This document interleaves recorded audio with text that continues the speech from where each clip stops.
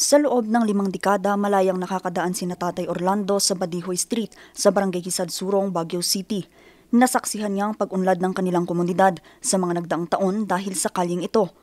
Kaya naman nanlumo ito nang isara ito sa publiko noong 18 ng Abril. Our concern today is we are all isolated.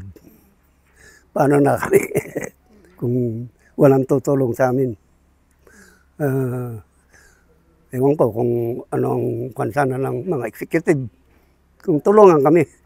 Kasi tao rin kami rito. Constituent kami, taxpayer din kami. Sana matulungan kami. Anya ang pagbabakod ng sabing kalye ay pakana ng bagong may-ari ng lupa sa gilid ng kalsada. Dahil dito apektado ang kanyang pagpapatingin sa iniinda nitong chronic obstructive pulmonary disease. Bagamat nakakapaglakad pa siya, mabilis naman siyang hingalin dahil sa kanyang sakit at halos 2 kilometro pa ang lalakarin nito bago makasakay. Malaking tulong daw sana kung makakapasok lang ang mga sasakyan sa lugar para makapunta ito sa pagamutan. Pagkasimento itong kalsada na ito, utilized by the development fund of the barangay.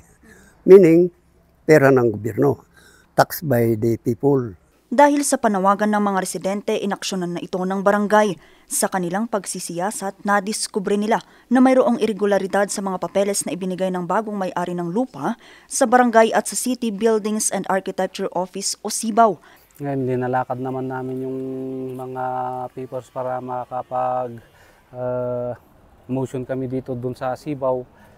Hanggang hinihintay rin namin, tapos nag-request ako ng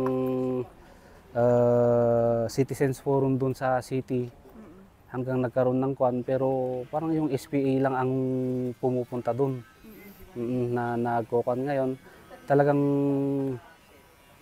balak talaga nung may-ari na ipasara itong daanan na ito na which na ayaw naman namin. Ang problema, wala silang hawak na Memorandum of Agreement sa may-ari ng lupa para sana magsilbing patunay sa naging usapan nila.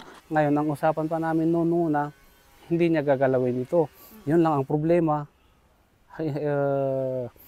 Wala kaming MOA na nangyari. Isa kasi ang barangay certification sa mga dokumentong kinakailangan para sa fencing permit na igagawad ng SIBAW. Ngayon, ang kwan niya doon sa SIBAW, yung requirement nila, certificate from barangay.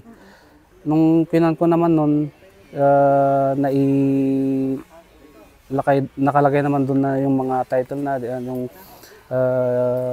deed of sale hanggang sa kwan. Pero doon sa baba na nakalagay doon na ikon ko na certify ko na sa kanya yon, at saka sa request niya na para mag